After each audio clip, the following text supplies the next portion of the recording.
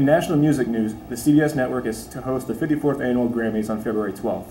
Top nominees consist of Adele, Bruno Mars, Rihanna, and Lady Gaga. The most prestigious awards for Record of the Year consist of nominees such as Grenade by Bruno Mars, Rolling in the Deep by Adele, Holocene by Bon Iver, The Cave by Mumford & Sons, and Firework by Katy Perry.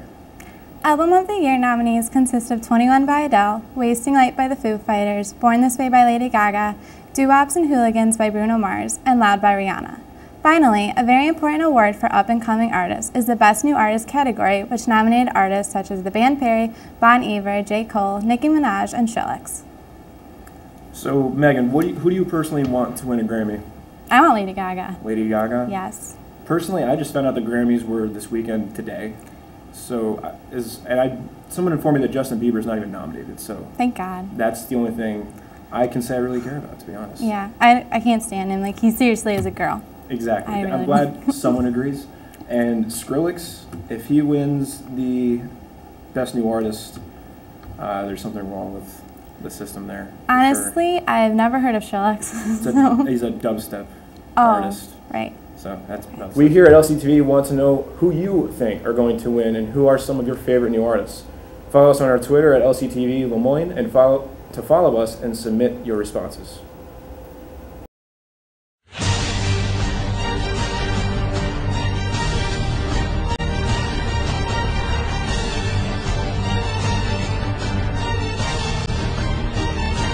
Welcome to LCTV Sports Talk.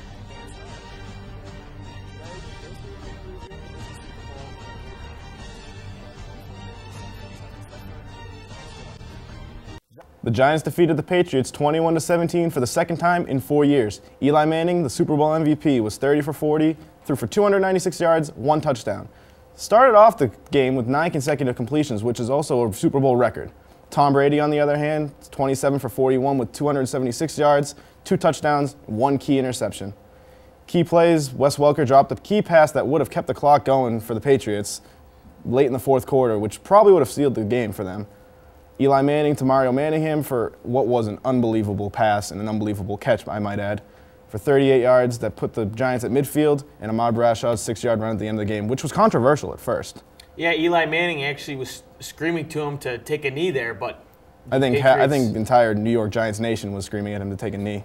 But the defense came up big there at the end to win the game. Right, but when you think about it, who's going deeper into the game, whose fault is it at that play by Welker? Is it Brady with the errored throw because he did it at a little loft, or was it Welker because he's a sure-handed receiver? You know, I give credit to Wes Welker for really saying, look, he felt like it was his fault. Should he have made the catch? Yes, but also Tom Brady, he should have made a better throw. So I think it's really 50-50. I mean, Wes Welker normally would make that catch, and Tom Brady threw it off the wrong shoulder to Wes Welker, and he wasn't able to come up with the catch. Both hands, he should be able to come down with that, but also wasn't a great throw by Brady when he was wide open, too. Right, 99 times out of 100, Wes Welker makes that catch. Oh, absolutely.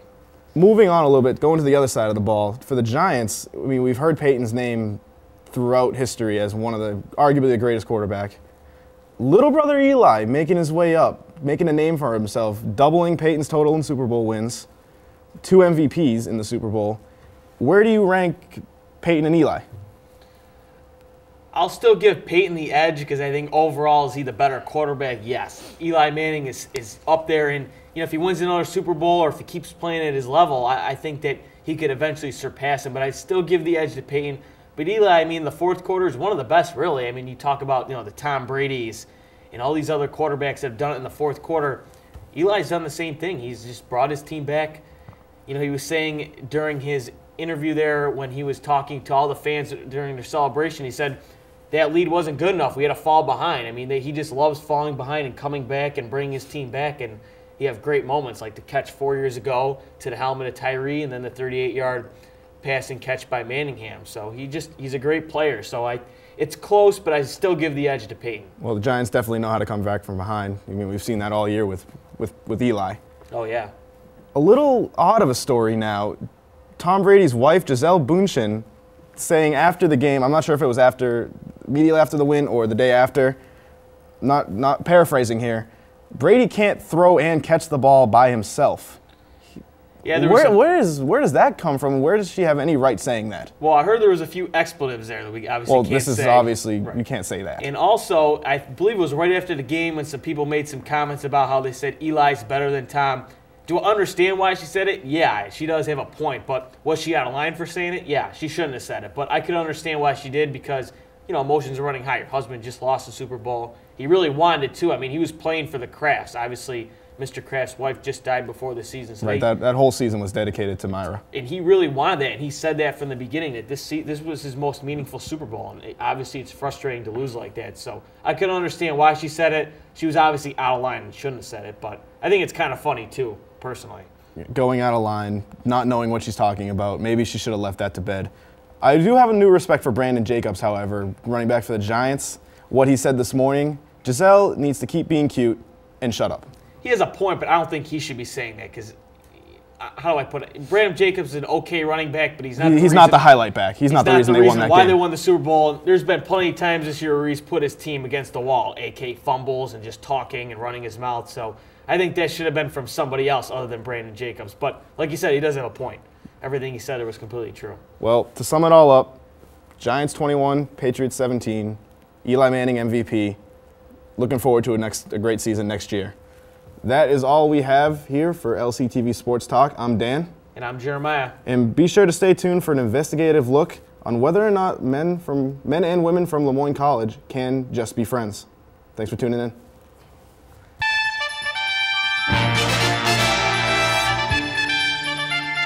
Hi, I'm Alex Stamus, and we are here with Representative Senior Mike Alcala from Kairos, which is a retreat that is hosted by the campus ministry. So, Mike, why don't you just tell us a little bit about what Kairos exactly is and what it has to offer to the Lemoyne community? Just give us like a brief overview. Sure. So, Kairos is, as you said, it's a retreat here hosted by campus ministry.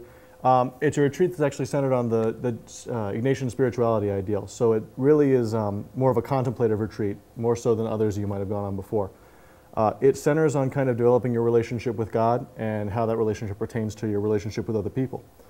I will go ahead and kind of give the caveat that a lot of Kairos is kept kind of quiet, and that's for a couple different reasons, but the biggest one is because it's a very personal retreat, and so the big fear is that if you have expectations going into it, if you've heard what your friends experienced, you'll have these expectations that you're going to have to live up to, and unfortunately, if you don't meet them right away, it can become very discouraging for the retreat and kind of ruin your overall experience. Yeah, so if the word gets out, then it's... Right, exactly, and you think you know what to expect, and you get there, and it's not quite that, and it throws you off for the rest of the experience. So we try and keep it quiet so that you can go into it with as open a mind as possible. Fair enough. Sounds like a decent way to look at it. Yeah. So how did you personally get involved with the organization? I actually went on my first Kairos when I was in high school. I went to a Jesuit high school, and it was kind of the ultimate retreat that was offered there, the culmination of the ones we had done so far. And I went on it with a bunch of my friends from my senior class, and it was a fantastic experience. I really had a great time, and it probably still stands as the best retreat I've ever been on. I really had a chance to sit back and kind of examine what God was doing in my life and where He was present, and how I treated other people in my life based on that, and where I could find connections and where there were dissimilarities. And because of that, I think I grew a lot stronger in my faith and more comfortable with myself too. I really feel like it changed how I dealt with people, and for the better, to be sure.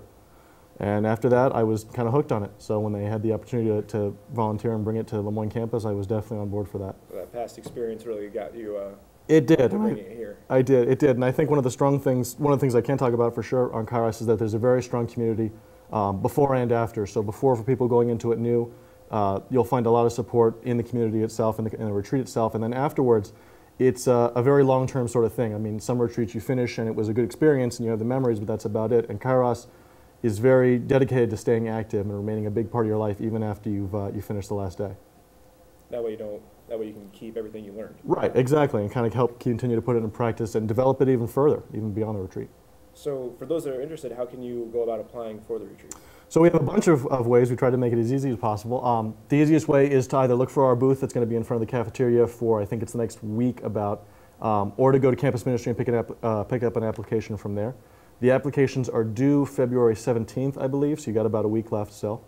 And then the retreat itself is actually scheduled for the end of March 30th to April 1st, I believe. So plenty of time and plenty of ways to do it. Plenty of time, plenty of ways to do it, yeah. So there are no excuses for anybody who's interested. And we very much encourage you guys to stop by and ask questions. Anything you might want to ask, obviously, can't give you word-for-word details, but we can try and help, settle any concerns you got. Do you have to be a certain major to apply for the retreat, or is it campus-wide? No, we are very open to having just about everyone apply. There's really no restrictions I can think of that would, hinder anybody. The one thing is that we are definitely going to be looking for upperclassmen to kind of make sure they get in first, but once we've got, if we have less than the total, we'll start taking underclassmen as soon as possible. So everyone should apply, and definitely apply again if for whatever reason, you don't make it on this one, because we're going to be hopefully doing a couple more.